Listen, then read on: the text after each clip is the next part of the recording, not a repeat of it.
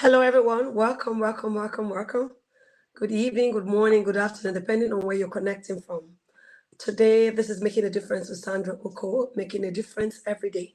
And what do we do on this show? We bring a lot of people. We bring people who have been through diverse trials in life, trauma, low moments from zero to hero. People who have gone through tough times.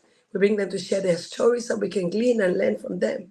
And so we do not need to reinvent the wheel. We're made by God to make a difference in everything that we do. We are meant to be out there to be an ambassador. We are out there to make a difference in our world. And today we have a special guest with us who is an educationist. But before I bring her on board, I'd like to just introduce myself. My name is Sandra Uko. I'm a Maxwell Leadership Certified Team member, coach, speaker, and trainer. I'm a member of the Toastmaster as the Vice President Public Relations. I'm also a best-selling author, an IT sales expert of over 20 years. And just recently, I got the Presidential Lifetime Award. I'm excited to be on this show today, and I'm sure a lot of you are also.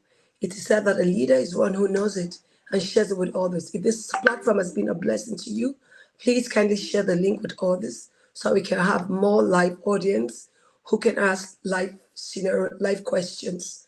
Thank you so much for being on this show. So before I bring in our guest, I'd just like to shoot one of our commercials.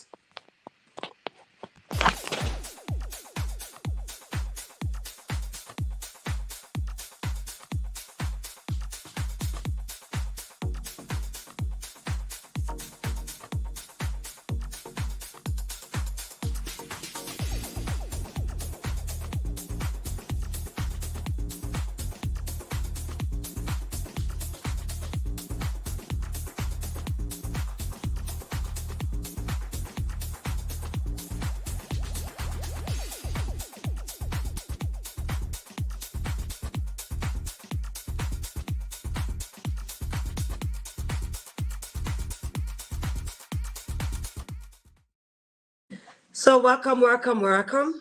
So I just go straight in reading the bio of our guest so you can get to know the guest before she comes on the stage. Nancy Kano is a 21-year veteran middle school teacher. Her teaching career began in 2004 and has taken her from the small town of Quitman, Georgia, Brooks County Schools, to Douglasville, Georgia, Douglas County Schools, to Dallas, Texas, and back to Douglasville, Georgia. Over these 20 years, she has taught English, reading, social studies, science, career connections, GED, and ESOL classes.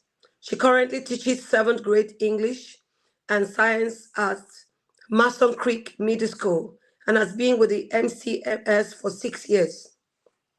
She's been with the middle school for 6 years.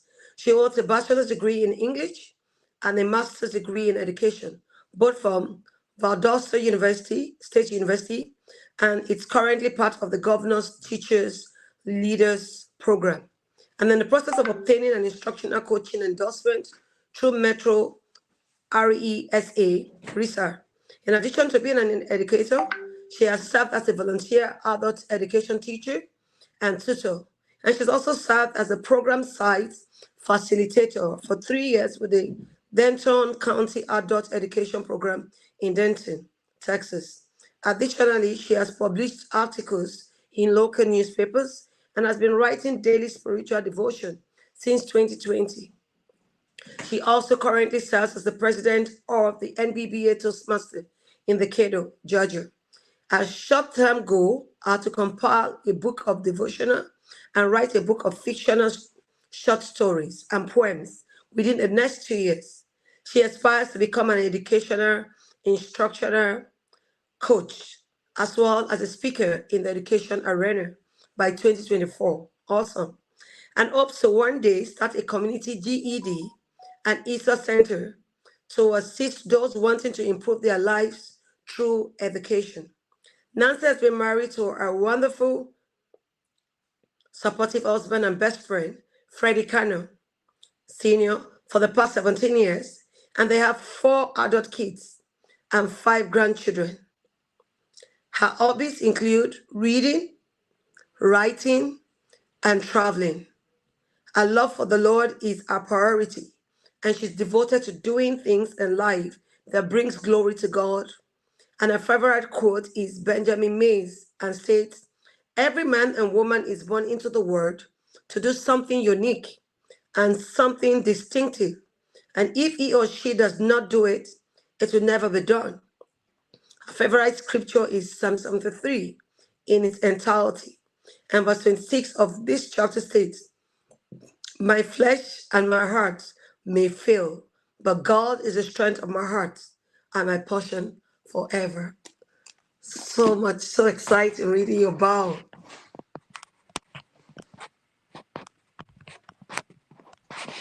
Hello.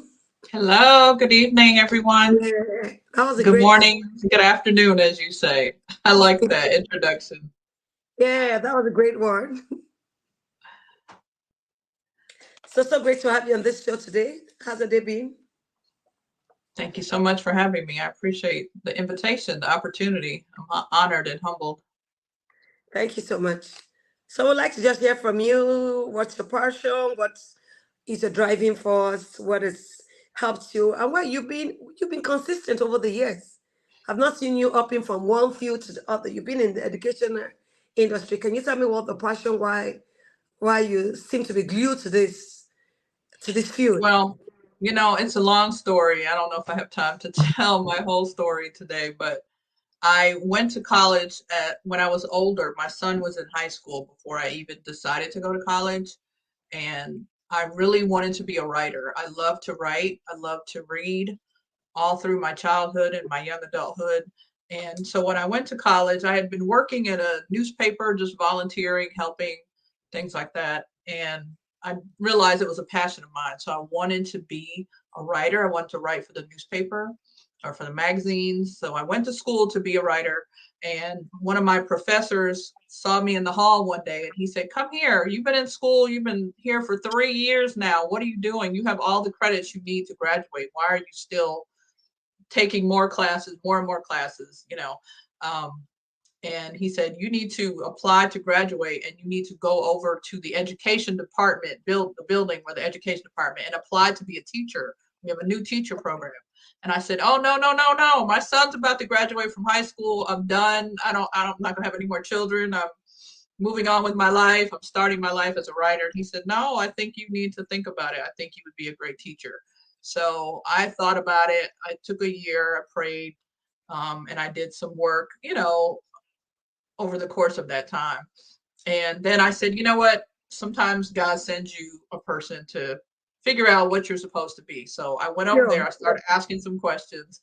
And sure enough, they had a new program. They basically paid for me to finish my second degree and they helped me through teaching everything. And here it is. This is the year I'm teaching now. This is my 21st year of teaching. And I always remember that professor. I hope maybe if I get a chance to share this with him, if he's still a professor, Dr. Daryl Fike. I will never forget our conversation. I tell everybody this story that you changed the course of my life, that I wanted to be a journalist and you caused me to become a teacher.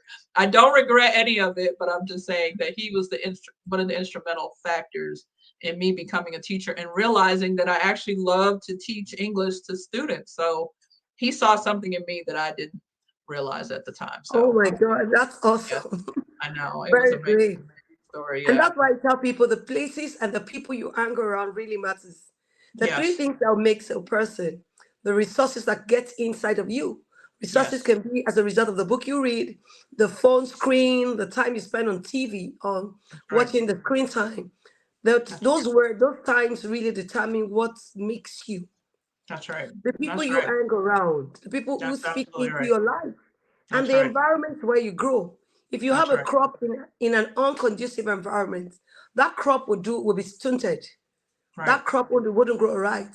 So if you That's have a right. human being in an environment where the people talk down on the person is not, naysayers, that person wouldn't Right. grow to become an healthy adult. So That's so that's true. why, having the right people around you really matters, just like your professor who spoke Yes. into your life.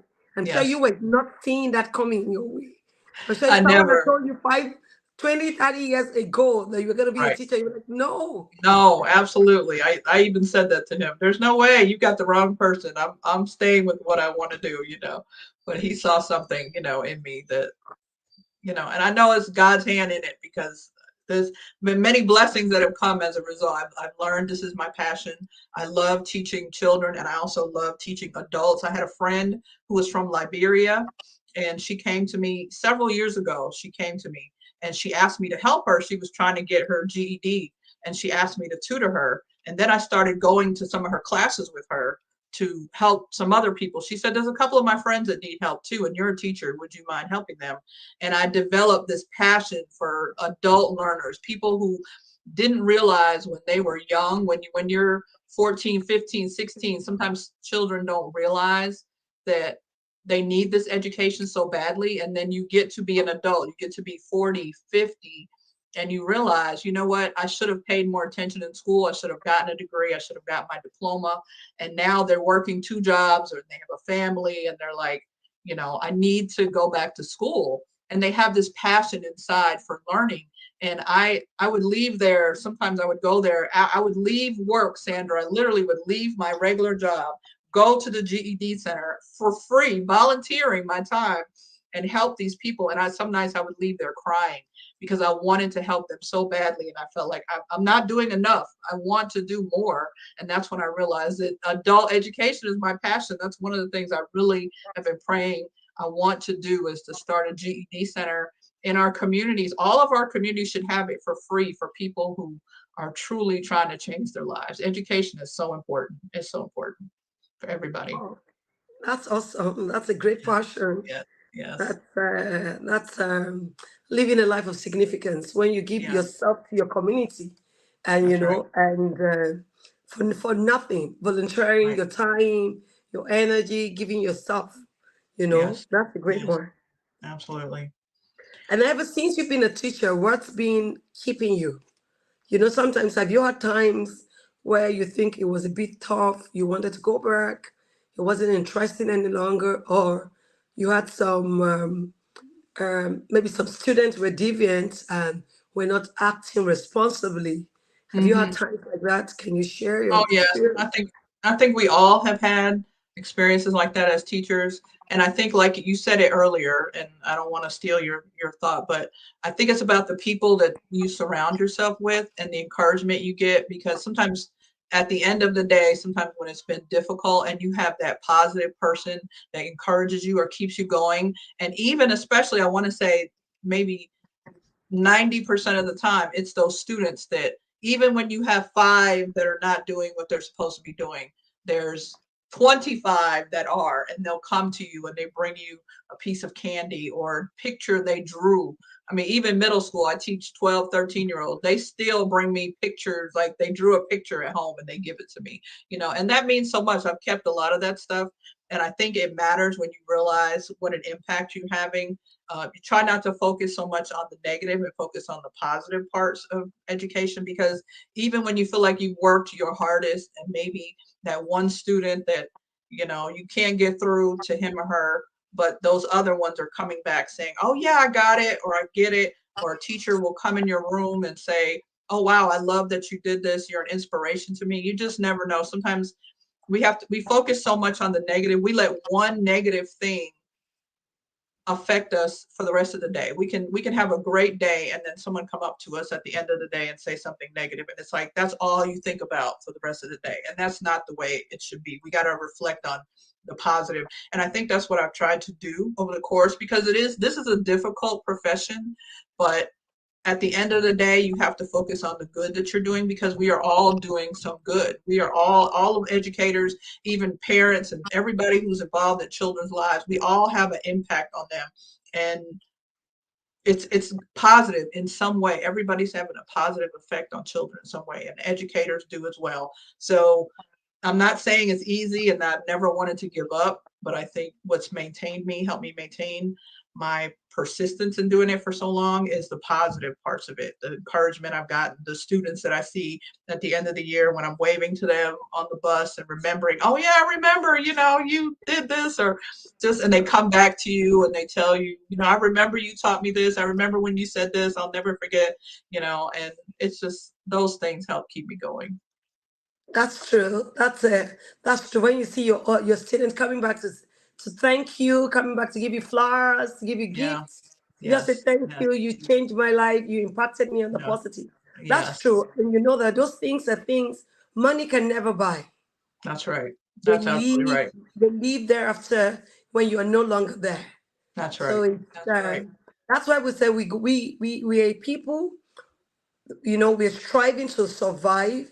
We That's move right. from that level of surviving to a level of success. And beyond just a level of success, we start giving back to our community. And that's when Right. you start living a life of significance. What will people say when you're no longer here? That's What right. have you been, what have you been called to do? So That's right. identifying those things and being in that role and impacting your word, that Right. is when you begin to live. That's right. It's That's not all absolutely right. about self amassing and getting all the wealth, but beyond getting the wealth, using the wealth to impact the world.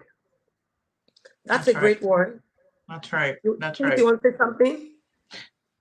Yes, I wanted to. Well, one of the things I wrote down to talk about tonight with you was about partnership and how important I think parents and grandparents, aunts, uncles, anybody who's involved in the child's life, because not all the time children have a mother, the traditional household environment. So there's a lot of people involved in children's education. And I just wanted to talk about briefly how much partnership is so important when it comes to a child's education. And I think for all of us out here listening, I want to encourage you to get involved, with your school system, with your teachers, with your children, and just some things. I just took a few things over the course of my teaching career that I've learned. I try to be a strong advocate for parents because I feel like the link between me and the parent is so important. I can't do this without the parent being involved, without me communicating with the parent regularly. So I want to say that's such an important thing. And our world is changing so much. There's so much technology. There's so many things affecting our children from every perspective. Social media, every child has just about has a phone. Every child has a YouTube account or knows how to create a YouTube or is on their friends YouTube. They know how to play games. They know how to take things apart. They're doing so much more than even I did. I didn't have a phone when I was in school. I went to the payphone down the street to call my friends after school. We didn't even have a phone in our house. But I mean, it's just so important that we stay in communication with each other. And so I just wrote down some tips for a good partnership in education. So I think parents need to stay involved. And if that means coming to open house, getting involved with PTA, just messaging the teacher. And we understand that you work and you have other children at home sometimes, but just somehow keep the communication open. One thing we have is a text messaging system on our school district. Most school districts have a text messaging system that you can communicate with the teacher regularly. And I'm very guilty of doing it sometimes at night. A parent will message me on my phone at night and I'm responding late into the night because I think if you're taking the time to ask me, then I want to take the time to answer. But that's not always good because sometimes I should be focusing on my family. But sometimes I feel that it's more important to respond to what they're asking. And to be a good partner with education, with your child's educator, you know, don't always think, if we're calling you about behavior or about some bad grades, that we're always focused on the negative. Just the fact that educators are reaching out to you means that they're caring about your child's success. Yes, it might be the 10th call we made this year, but that means that we're not giving up. We have a motto at my school. We care about you. We expect great things. We believe in you. We will never give up on you. And that's truly what I embrace. I really do embrace that motto that our principal says every day, that we believe that your child can be successful, even if it's gotten all the way to the end. of the school year and they've been failing all along, it's never too late. There's never a reason to just completely give up. So we got to see it as a partnership. We have to be able to work together. And also another tip is don't always take your child's word for it. I don't mean that to sound negative, that you don't want to trust what your children are saying, but check behind them. Because if they say, no, we didn't get this paper today, but then later you find out they did get the paper, the report card or the letter or whatever it is that we're trying to communicate with you, check behind, double check, send us an email, check the website. A lot of that stuff is available out there for access for the parents.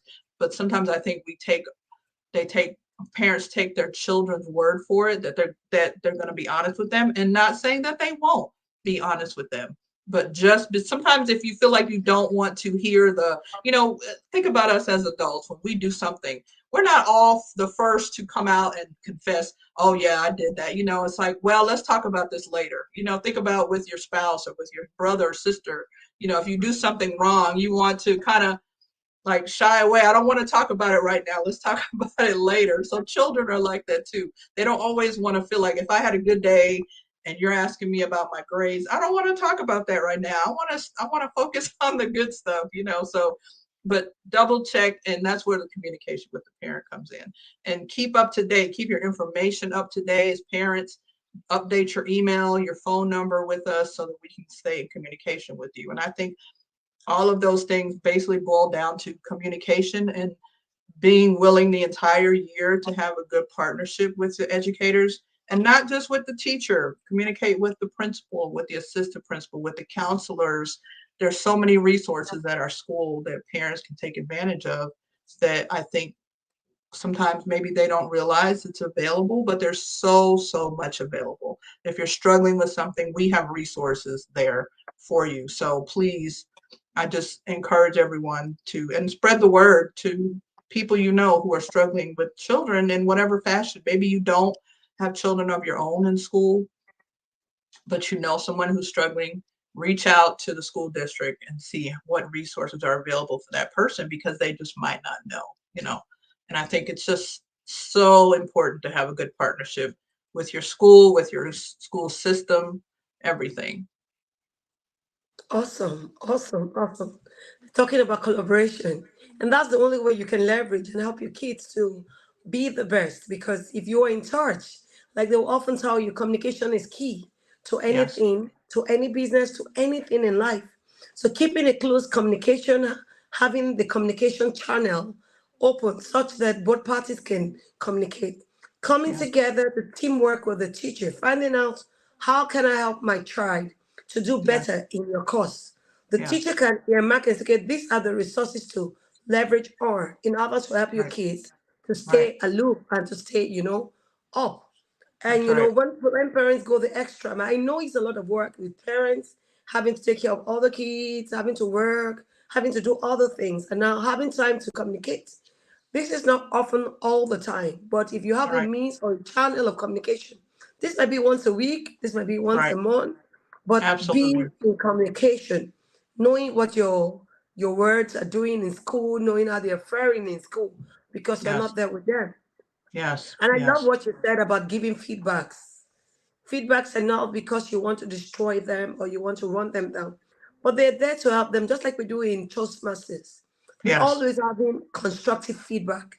that's so Even when true, you're not doing well, we say it in a way that will be pleasant.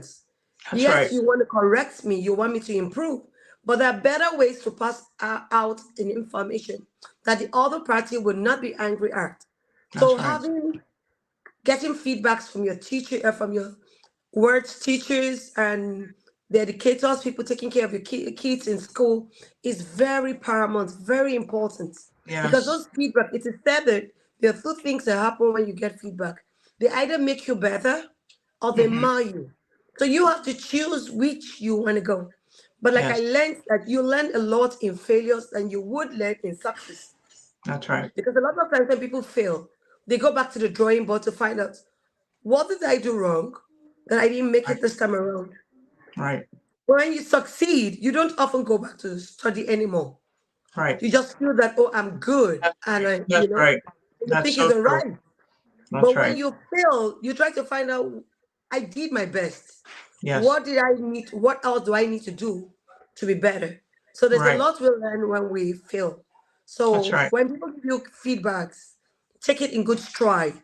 Yes. Don't feel Yes. offended. Don't feel, oh, they're with Yes. on my child. They don't like my child. Racism Yes. isn't that cool. You know, as parents, we give a lot of excuses just to cover up what is going on, what the truths are. That's a great Mhm. one you just said, collaborating, coming together to help these kids turn out to be Absolutely. great men Absolutely. and women. That's right. What That's would you right. say is one of your biggest challenges? My biggest challenge, I think the motivation for children is the biggest challenge these days. I think we're competing so much. Almost every conversation, we have with children who are struggling is, oh, this is boring. I don't like to read. I'm a reading teacher and I love reading. I have loved to read since I can remember.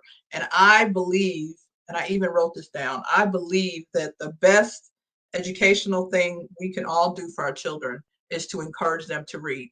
And I want to, you know what? I want to tell you about these suggestions I wrote down because I think there's so many creative ways to help children to read. But I want to answer your question first. So the biggest challenge is the motivation of the children.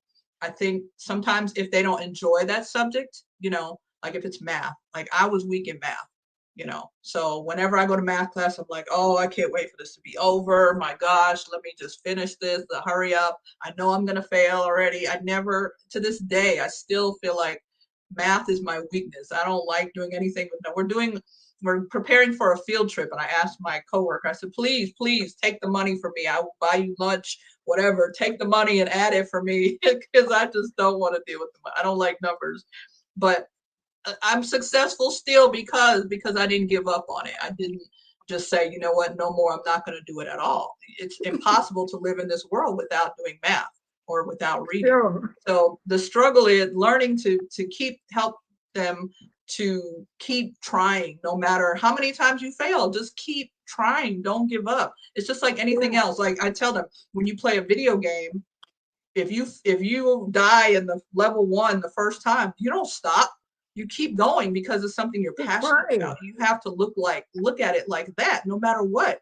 If you are not good at writing, the first day, of course, you're not going to be good at writing, but then as you continue to practice, you're going to get better. It's the same Yeah. thing, so And that's what just you teaching call the them. compounding effects. Yes, Over yes. time, you get good.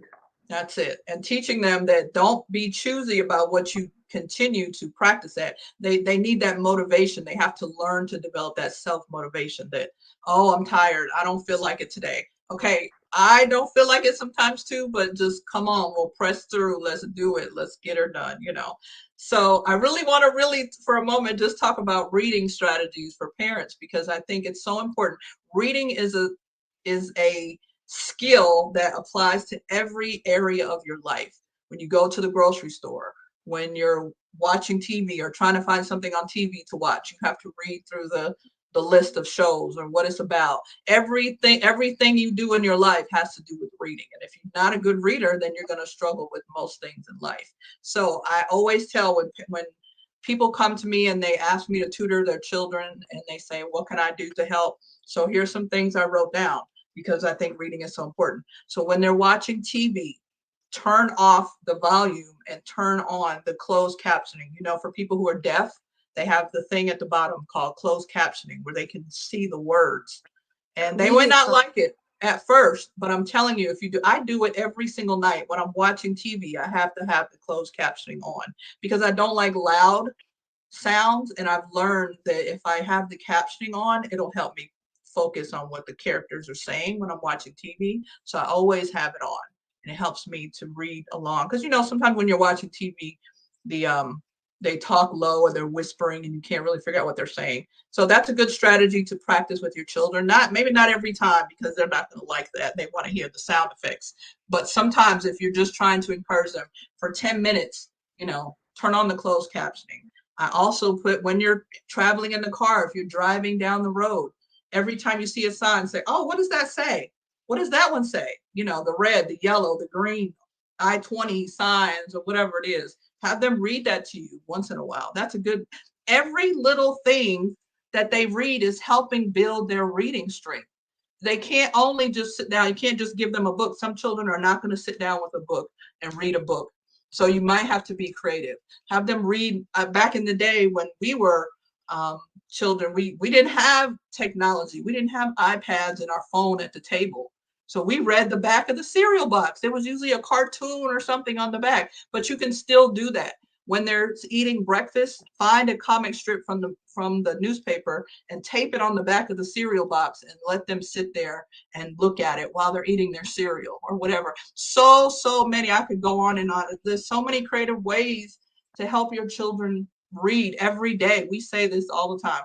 Please encourage your children to read every day because reading is so essential. It's so essential. I say, this is my testimony, Sandra. I didn't go to college until I was over 30 years old. I was over 30 years old when I started teaching. I did not think it was because I did not think I was smart enough to go to college. I did not believe I had nobody in my family went to college. I didn't think I was a person that could graduate from. I thought college was for really, really smart people. But when every day after school, for as long as I can remember, I would leave school and I would go to the library and I would sit in there like this picture behind me. I would have just books all behind me all the time. And I would just sit there and I would read one book after another until it got to the point where I was reading bigger books and I had to take them home and I couldn't read it all at one time. And every day for years, that's what I did. My friends would say, where are you going? I got to go to the library. I got to change my book. I need a new book. I have a book on my bedside right now. I'm trying to finish reading my book at night. I just think it's just so important. And I think I learned by the encouragement of other people. But when I got to college, I realized it wasn't so hard after all, because I did understand some things, but I truly believe that my vocabulary was stronger because I read so much. I knew how to write well because when you read a book and you see how it's written, naturally you start to understand that the subject and the verb go together. This is how to put a sentence together. This is how a paragraph, this is how to use this word. It naturally becomes a part of your brain or your psyche or your subconscious that you learn how to naturally, I don't know the phrase I'm looking for it to describe it, but it's like you absorb it. It's like you absorb the understanding of how things are written, what words mean, all of those things when you read constantly. And I'm not saying every child's going to go to the library every day like me and read a book for hours like I did. That's not necessary. But I think if we just encourage our children to read something every single day, like I said, be creative about it, do little creative things in your day around your house. There's probably things around the house that they could read. If they're fixing something, if they're on the computer, have them pull up something that has something to read in. I think a lot of times, videos are just instant gratification. They look and they see and they respond and they laugh, but then they're not reading anything. It's not engaging. It's just that temporary pleasure. But you have to find creative ways to help your children learn to read things so that they can build up their vocabulary and their strengths in those areas. I really think that's something I'm really passionate about, is helping children become better readers. And that's true. Very great. Helping them to read at every instance rather than watching short movies or doing stuff on their phone. Yes, yes, Yeah, what absolutely. one am I not asking that I should be asking you? I'm Did you sorry, get can me? you say it again? I said, what question am I not Hmm. asking you that I should be asking you? Um, I think we've covered so much, and there's so much to talk about when it comes to True. education. So many areas to delve into. And I wanted to say, when you were mentioning about the feedback for the parents and things like that, another advantage. I feel like I'm flip flopping between the children and the parents right now. But as things come to me, I'm thinking about it. But I think about there's resources for parents too in terms of getting information they need. A lot of times when we talk to parents, especially since I was on the discussion about the math classes, a lot of times math, for instance, is one of those subjects that has changed so much over time that parents say, I want to help them, but I don't know how to help them.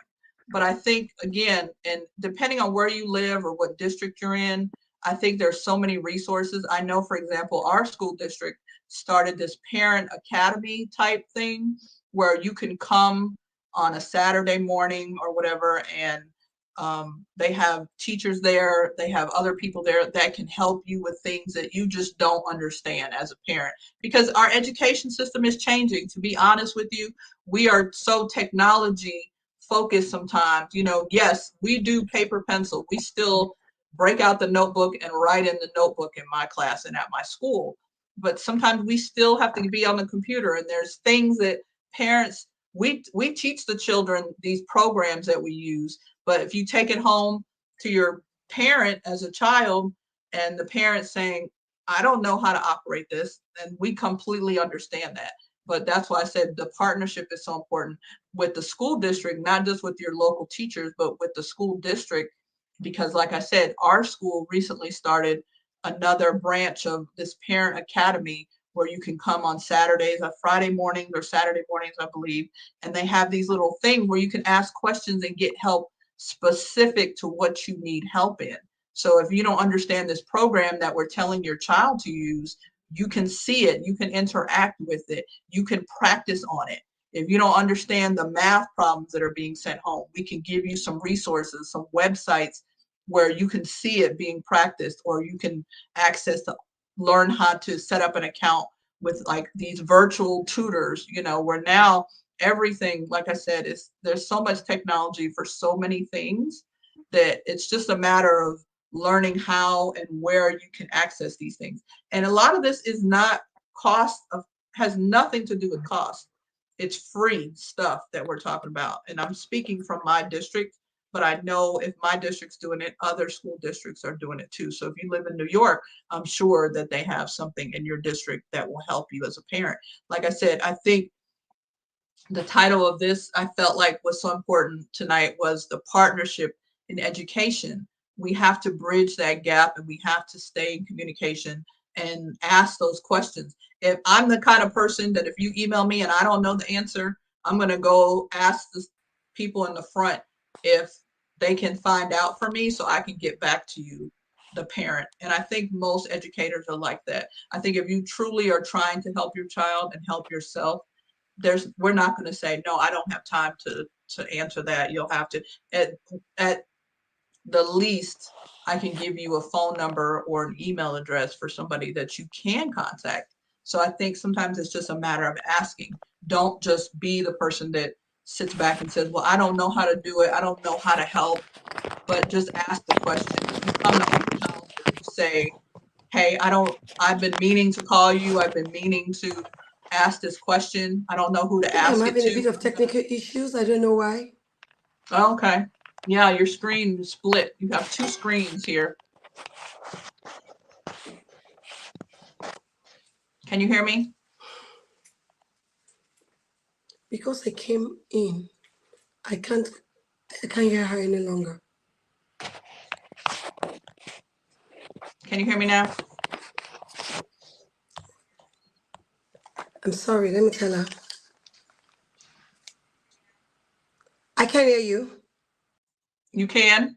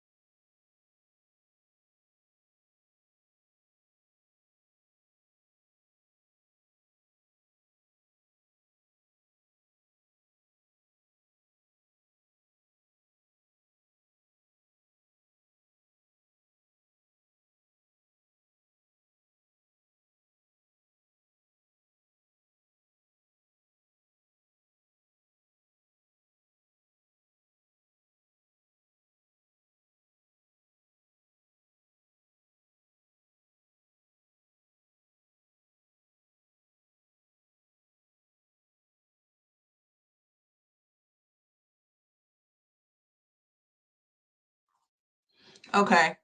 So we're just going to wrap up with, I just had a few more tips that I had written down, tips for supporting your child, because again, I think partnership is so important between the teacher and the parent and the children and just your school district as a whole. So I just wanted to leave you with a few tips for how to support your child at school. So first, as we've been talking about, communication is key. Have a conversation with your child is probably the most important thing, no matter what age they are, even if you feel like you know, I don't like talking to my mom anymore. It's not cool to talk to my mom at a middle school age. Talk to them, ask them questions, and don't just ask them, how was your day? Be specific. How did you do it on your math test, to show them that you know, you're interested and you're not just asking the general questions because they're going to give you a general answer. And don't buy into the keeping up with the Jones mentality. I don't mean that in a negative way, but sometimes we want to please our children. We want to reward them for their good behavior, and that's not wrong in and of itself. But there's some students, I think, that don't have all the newest, the best, and it helps them to be more focused when they don't feel like they have to keep up with what everybody else has, because sometimes there's this whole competition thing internally with children, and they feel like if I don't have this or I don't have that, that, you know, I'm not as good or whatever, and it feeds into their self-esteem. So don't always feel like just because they say their friends have this that they need to have that too, because we want to promote as much as possible humility and teaching them to appreciate what they have, and they're valuable in and of themselves, not just because they have this item or that item. Also, emphasize appreciation, and with the I'm not owed that mentality, I think kids need to learn that sometimes things have to be earned. You know, they have to work for things in life. Not everybody, when they get older, is just going to give them whatever they feel like they're owed or what they want. They might have to work a little harder for it. So we want to teach that at a younger age.